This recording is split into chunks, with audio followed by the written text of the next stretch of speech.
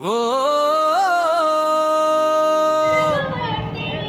ఇది సువార్త సైన్యం, క్రీస్తు సైన్యం.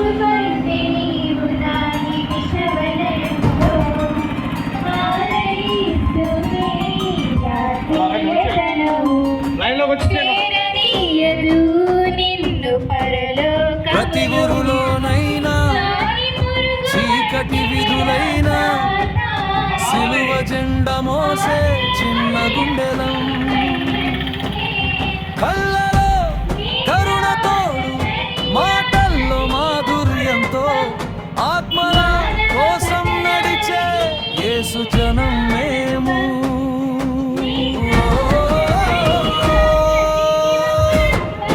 ఇది సువార్త సైన్యం, క్రీస్తు సైన్యం.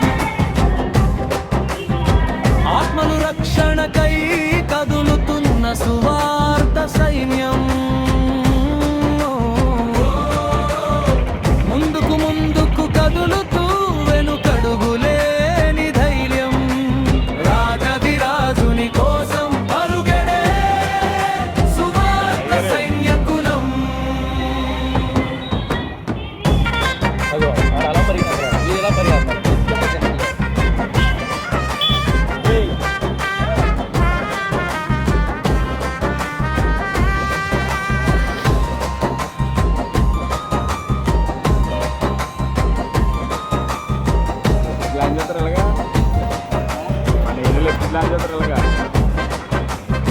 తలుపు తట్టి పత్రిక ఇచ్చి నవ్వు పంచే ముఖం.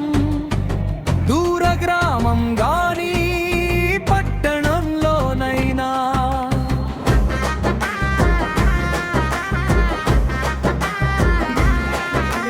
మనసు నిండా వాక్యం, నోరు నిండా సాక్ష్యం. మా ప్రేమే ఏకాయుధం, అదే సువార్త సైన్యం.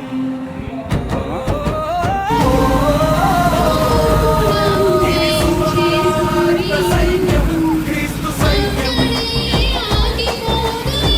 ఆత్మను రక్షణకై కదులుతున్న సువార్త సైన్యం. ముందుకు ముందుకు సాగే మేము వెనుకడుగులేని ధైర్యం. రాజధిరాజుని కోసం పడుకడే సువార్త సైన్యకులం.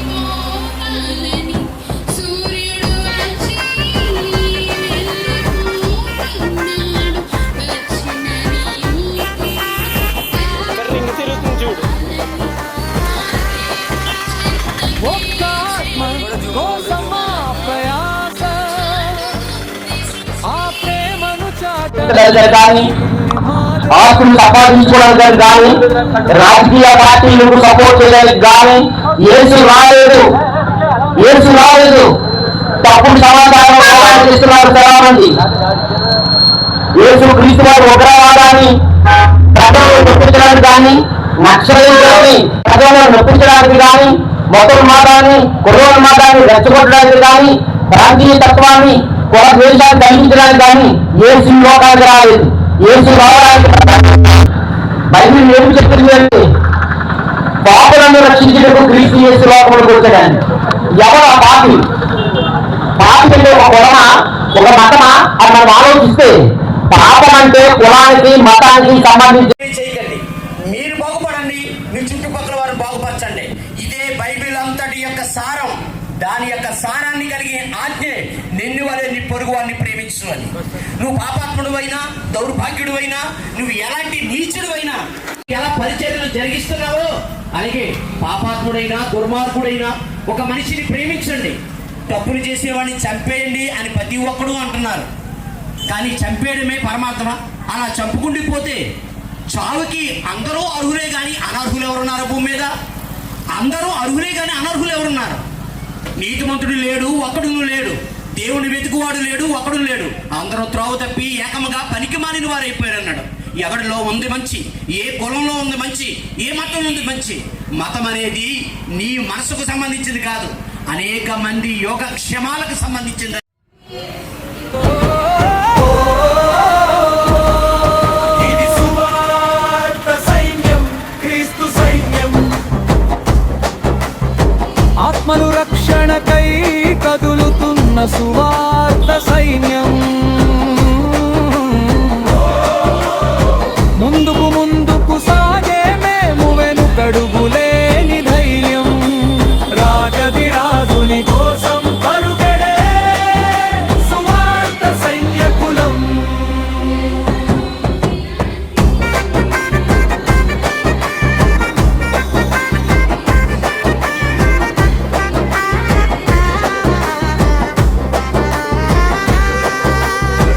ఒక్క ఆత్మ కోసమా ప్రయాస,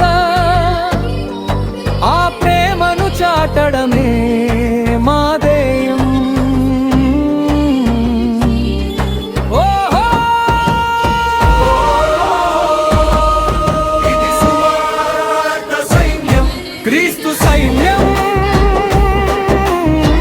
ఆత్మలు రక్షణకై కదులుతున్న సువార్త సైన్యం. ముందుకు ముందుకు సాగుతాం, వెనుకడుగులేని ధైర్యం. యేసునామ శక్తితో జయముందే.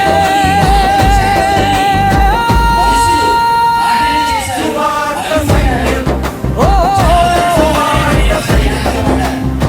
ఈ వార్త బయటికి రావడం వల్ల ఎవరికి నష్టం? కొన్ని వార్తలు రానివ్వకుండా లంచాలు పెట్టి ఆపడానికి చూస్తుంటారు కొంతమంది రాజకీయ నాయకులు, కొంతమంది పలుకుబడున్న డబ్బున్న వారు. తమ కొడుకులు తప్పుడు పనులు చేసినప్పుడు, వారి కుమార్తెలు తప్పుడు పనులు చేసినప్పుడు, రాజకీయాల్లో కుంభకోణాలు జరిగినప్పుడు, ఊళ్ళో ఉన్నటువంటి డబ్బులు ఏదో రోడ్లు వేస్తామని డబ్బులు తినేసినప్పుడు ఆ వార్తలు బయటకు వస్తే వారి యొక్క రాజకీయ జీవితాలు, వారి పరువు మర్యాదలు పోతాయని కొన్ని వార్తలు బయటికి రాను. అలాగే ఈ రోజు కూడా సువార్త గడ్డిపెట్టి ఈ వార్తలు సమాజానికి చెప్పకుండా చేస్తున్నారంటే దీని వెనక ఎవరి బతుకో బయటబయలు అయిపోతుందని అర్థం అన్నమాట. ఎవరి బతుకు బయటబయలు కాబోతుంది అని ఆలోచన చేస్తే మానవాళి యొక్క జీవిత రహస్యాలు, హృదయ రహస్యాలు అన్ని బయటపడేటువంటి రోజు, అన్ని బయటపడే రోజు. ఆ వార్త బయటికి రాగానే అందరూ ముక్కు మీద వేసుకున్నారు. ఆ వార్త ఏదో తెలుసా? నువ్వు పాపివి అని చెప్పడం. మీరు ఇష్టపడుతున్న మనిషి ఆత్మకు ఉపయోగపడే మాటలు, ఆధ్యాత్మికమైన సంగతులు సేవ గ్రంథంలో ఉన్నాయి. అది యేసుక్రీస్తు ద్వారా తెలియపరచబడ్డాయి అని చెబుతున్న అవి మా దేశపు మాటలు కాదు, మా మతం గ్రంథంలో చెప్పబడిన మాటలు కాదు అని ధృవీకరిస్తూ ఉన్నారు. యేసుక్రీస్తుని నమ్ముకోవడం అంటే నిత్య జీవాన్ని పొందుకోవడం. నిత్య జీవము అంటే ఎప్పటికీ మరణం లేని జీవితాన్ని జీవించడమే నిత్య జీవం. అలాంటి జీవితాన్ని ఇవ్వడానికి ఈ ప్రపంచంలోనికి, ఈ లోకంలోనికి మనందరి నిమిత్తము, మనుషులందరి పాపాలని తీసివేయడానికి నిమిత్తము ఆయనను సిలువకు అప్పగించాడు పరలోకపు తండ్రి.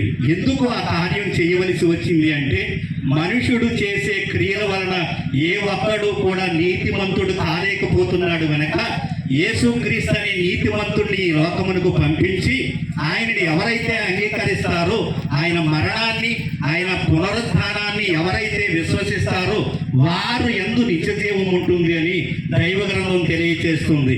ఇది క్రైస్తవం అంటే మతము కాదు, మార్గము. పరలోకానికి వెళ్ళాలని, స్వర్గానికి వెళ్ళాలని ప్రతి ఒక్కరూ కూడా చాలా ప్రయత్నాలు, చాలా మార్గాలలో వెళుతూ ఉన్నారు ఈ లోకస్తులు. అయితే యేసుక్రీస్తు ప్రభువు వారి లోకంలో ఉన్నప్పుడు చెప్పిన మాటలు ఏమిటి అంటే, నేనే మార్గము, నేనే సత్యము, నేనే జీవము, నా ద్వారా తప్ప పరలోకానికి ఎవరు చేరుకోలేరు అని ఆయన చెప్పిన మాటలను మనం వినగలిగితే, మనం ఆయన యందు విశ్వాసం ఉంచితే మనం ఎలా జీవించాలో ఈ లోకం. ఈ మైక్తో మిమ్మల్ని ఇబ్బంది పెట్టడం మా ఉద్దేశం కాదు, కానీ ఈ సకల చరాచర సృష్టిని ఎవరైతే కలగచేశారో ఆ పరమాత్ముడైనటువంటి దేవుడు, పరిశుద్ధుడైనటువంటి దేవుడు, సర్వశక్తిమంతుడైనటువంటి దేవుడు, పక్షపాతము లేనటువంటి దేవుడు, మానవ హృదయాలను, అంతరంగాలను ఎరిగినటువంటి దేవుడు, భవిష్యత్తు జ్ఞానమంతయు కలిగినటువంటి దేవుడు, జ్ఞానమైనటువంటి దేవుడు, సర్వమైనటువంటి దేవుడు, సర్వోన్నతుడైనటువంటి దేవుడు తన ప్రేమను తన ప్రియకుమారుడైన యేసుక్రీస్తు వారి ద్వారా ఈ లోకానికి వెల్లడి చేశాడు. ఎప్పుడు, ఎలాగా, ఏ స్థితిలో అంటే మనుషులు పాపం చేస్తున్నప్పుడు తన ప్రేమను వెల్లడి చేశాడు. మనుషులు దేవునికి శత్రువులుగా ఆయన మీద తిరుగుబాటు చేస్తున్నప్పుడు ఆయన మనల్ని ప్రేమించాడు. మనుషులు భక్తిహీనులై ఉండగా ఆయన తన కుమారుని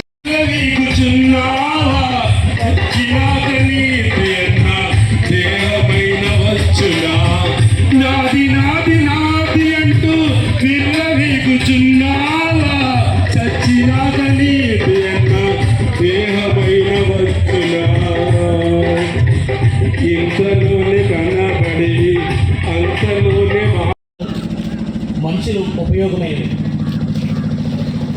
వైరస్ లాంటిది సమాజంలో ప్రవేశించినప్పుడు అందరూ కలిసికట్టుగా మనం పోరాడి ఆ వైరస్ని మన దేశంలో ప్రపంచంలో లేకుండా చేయడానికి విశ్వ ప్రయత్నాలు మనం చేసాం. అలాగే ప్రజలలో విస్తరిస్తున్నటువంటి పాపాన్ని జయించడానికి కూడా అందరం కూడా తలో చెయ్య కలపకపోతే, అందరూ మనుషులు ఒకటి కాకపోతే ఒక మనుషుల ద్వారా పాపము ద్వారా మరణము లోకంలో విస్తరించుకుంటూ పోతుంది. కులాలు మతాలు వర్గాలు పక్కన పెట్టి అందరూ చెయ్యి కలిపితే పాపాన్ని మనం జయించగలం. మనుషులకి పాపం బారిని పడిపోకుండా మనం కాపాడగలం. అందుకే దేవుడు చెప్తున్నటువంటి ఈ మాట యేసుక్రీస్తు వారి లోకంలోకి వచ్చి అంటున్నాడు, పాపం చేయు ప్రతివాడు పాపమునకు దాసుడు అని. అంటే పాపం మానవుడి మీద ఏలుబడి చేసి యజమాని అయిపోతుంది అని. అలా యజమాని అయిపోతే కుటుంబాన్ని పట్టించుకోడు, భార్య బిడ్డలను పట్టించుకోడు, సమాజాన్ని కూడా పట్టించుకోకుండా తనకు తానే ఒక నాశన పాత్రుడిగా మారిపోయి సమాజానికి లోకకంటకుడిగా మారిపోతాడు. అలాంటి వాడిని అందరూ కలిసి చంపేద్దామని అనుకుంటారు.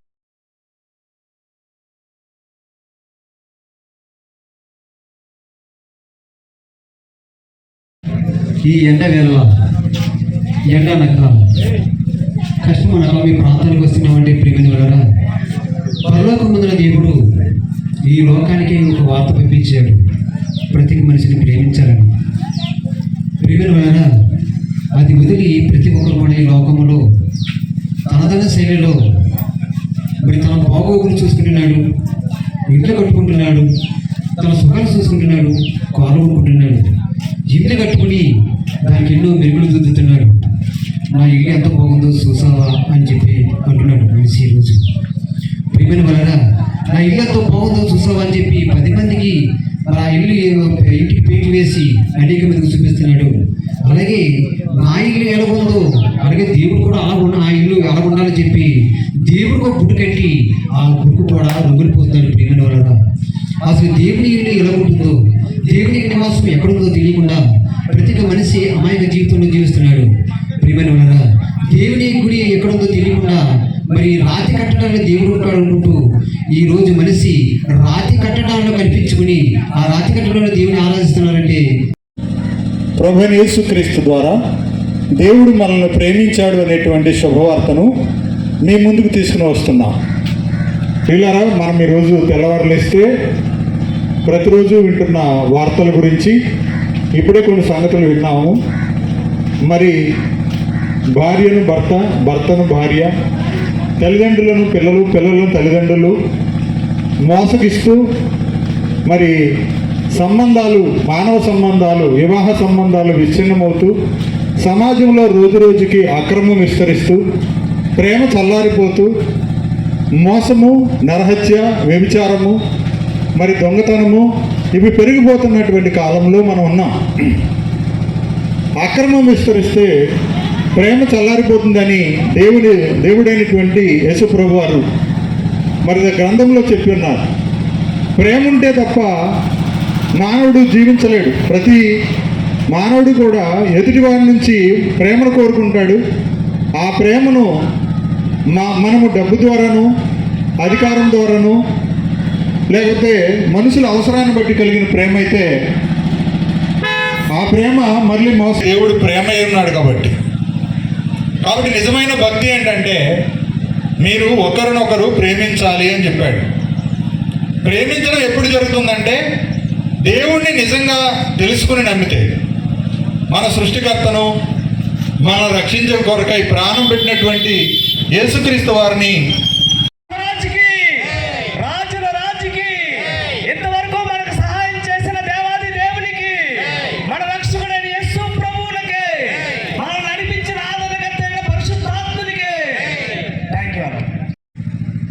మనిషికి కూడా నైనా అర్థమయ్యే రీతిగానైనా మరి నీ యొక్క ప్రేమనైనా కనపరిచాలైనా అందులో బట్టి స్తోత్రాలు తెలియజేసుకుంటున్నాయినా. మరి ఆయన విన్నటువంటి నాయన ప్రతి ఒక్కరూ కూడా నాయన మరి నిజమైన దేవుడునైనా మా ప్రభువైన యేసుక్రీస్తు అని చెప్పి గ్రహించినైనా ప్రతి ఒక్కరూ కూడా నాయన ప్రేమ కలిగినైనా మరి నీ యొక్క ఆయన సన్నిధిలో నాయన మరి వారి యొక్క నాయన మరి ఆయన దుష్టత్వాలను ఆయన వదిలిపెట్టినైనా మరి నీ యొక్క ప్రేమని నాయన మరి ఏ రీతిగానైనా చూపించారో నైనా అట్టి రీతిగా ఆయన మరి ప్రతి ఒక్కరూ కూడా ఆయన మరి ప్రేమ, కనికరము, సమాధానము కలిగిన వారే ఉండినైనా నేను ప్రతి ఒక్కరూ కూడా నేను మరి నీ అడుగుజాడల్లో నేను మరి నిన్ను సంతోషపెట్టే రీతిగా నేను మరి నీవునైనా మరి మాలో ఉండినైనా యేసును అనుసరించే క్రైస్తవుడు అయితే ఆ ప్రభు అయిన యేసు యొక్క రాకడ కొరకు నువ్వు ఎదురు చూడాలి. ఆయన రాకడను నిలబడాలి. యేసు యొక్క రాకడ నమ్మిన వారికి స్వర్గాన్ని తెచ్చే సంతోషకరమైన వార్త అయితే, యేసును నమ్మక ఆయన బోధన వినకున్న వారికి అది మహా భయంకరమైన దినము రాయబడి ఉంది.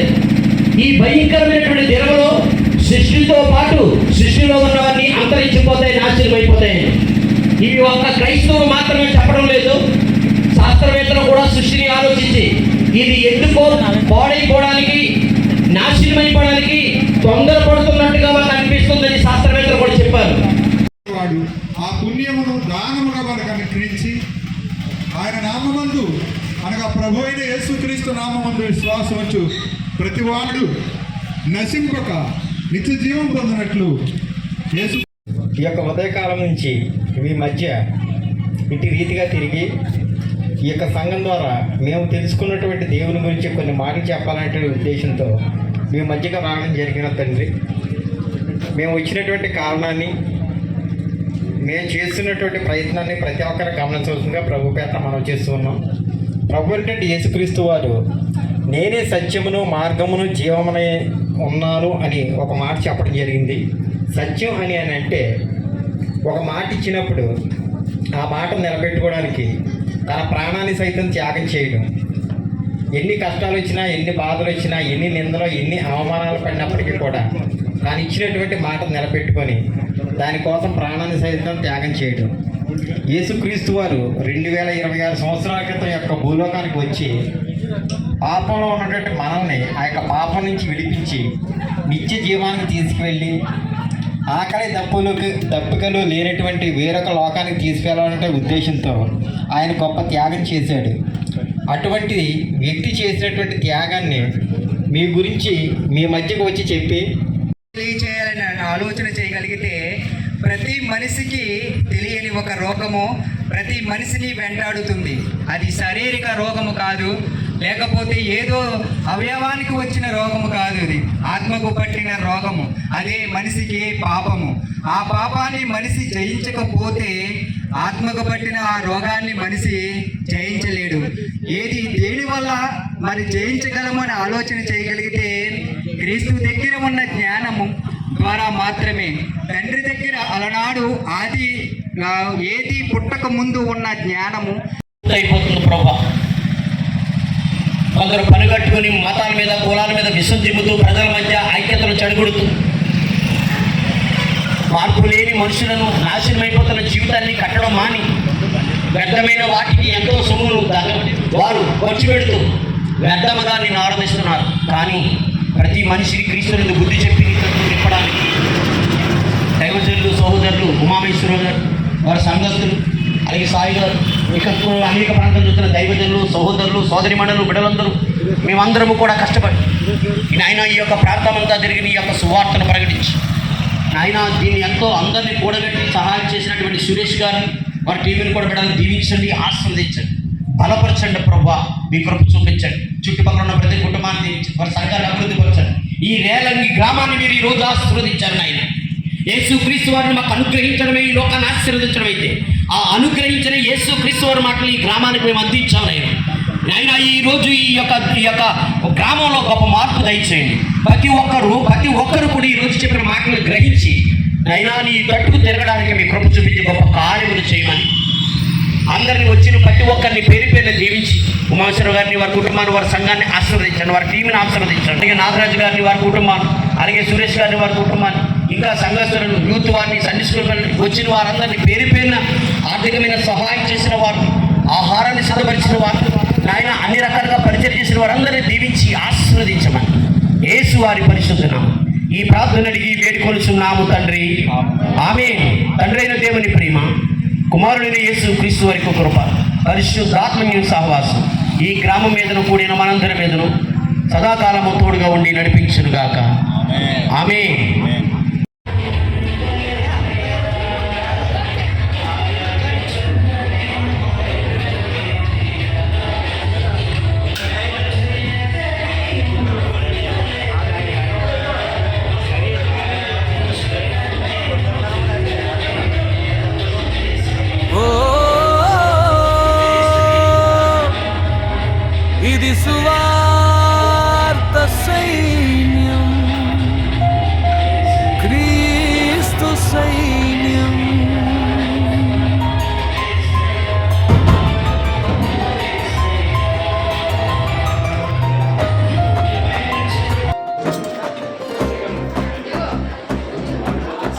ప్రతి ఊరులోనైనా చీకటి విధులైనా సిలువ జెండ మోసే చిన్న గుండెలం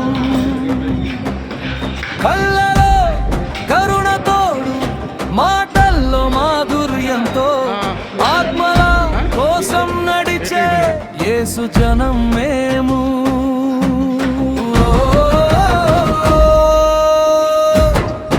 ఇది సువార్త సైన్యం క్రీస్తు సైన్యం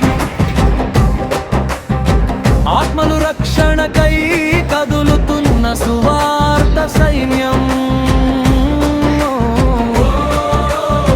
ముందుకు ముందుకు కదులుతూ వెనుకడుగులేని ధైర్యం రాజధిరాజుని కోసం పరుగెడే సువార్త సైన్యకులం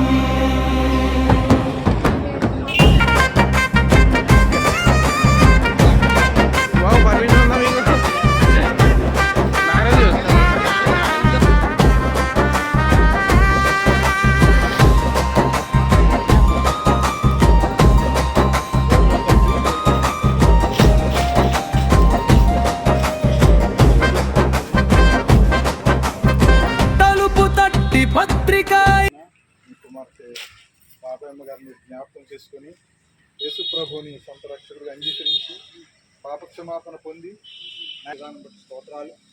నాయన ప్రియులు మీ సేవకులు నాయన రాజేష్ మరి మీ అంతటి మీరే తీసుకుంటున్నారా? ఎవరైనా తీసుకుని ఒత్తిడి చేశారా? మీరే తీసుకున్నారు.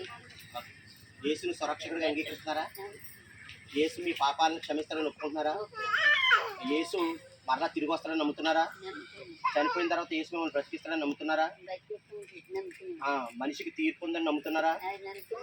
అయితే తండ్రి కుమార పరిశుద్ధాత్మ నామంలో మీకు బాప్తీసం ఇస్తున్నారు. బాప్తీసం ఎందుకు ఇస్తారు అంటే పాపం చేసిన మనిషికి ఏ ఒక్క వ్యక్తి పాపాన్ని తీసివేయలేడు.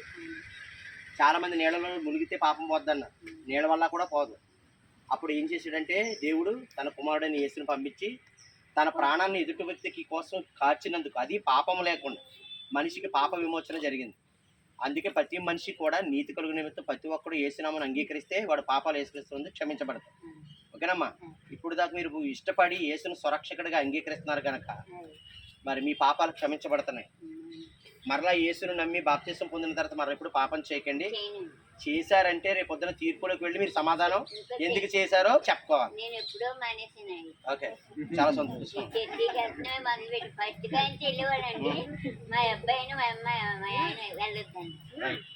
ఓకే, ప్రతిసారి సంఘానికి వెళ్ళాలి, దైవజనులు చెప్పిన మాటలు వినాలి.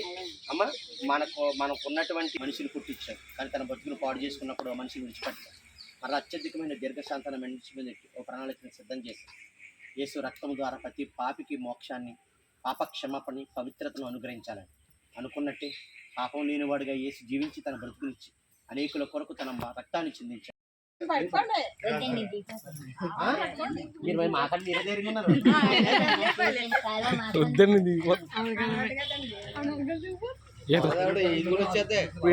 ఇప్పుడు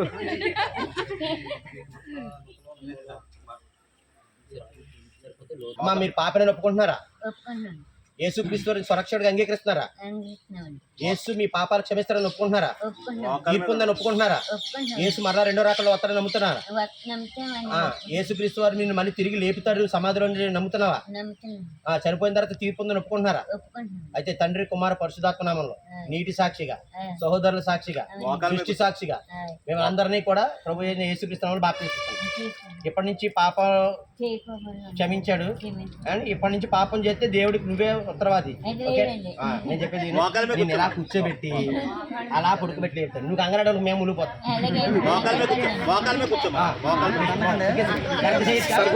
మేము ఎత్తకొచ్చాం మేమే లేక నువ్వేం చేస్తాను. బుక్ మూసుకో, ఇలా పడుకోబెట్టి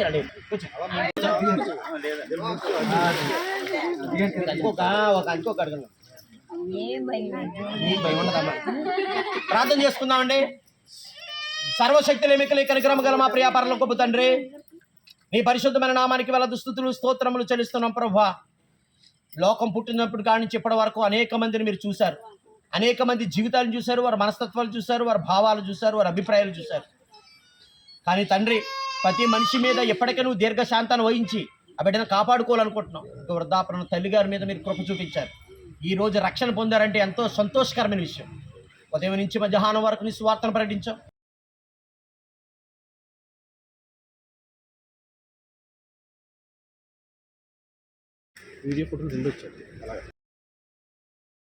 బిడ్డలందరూ దీవించి మరి ఉమేశ్వరరావు వారి సంఘాన్ని ఆశీర్వదించి ఇక్కడికి వచ్చినటువంటి ప్రతి ఒక్కరిని పేరు పేరు దీవించి ఆశీర్వదించు.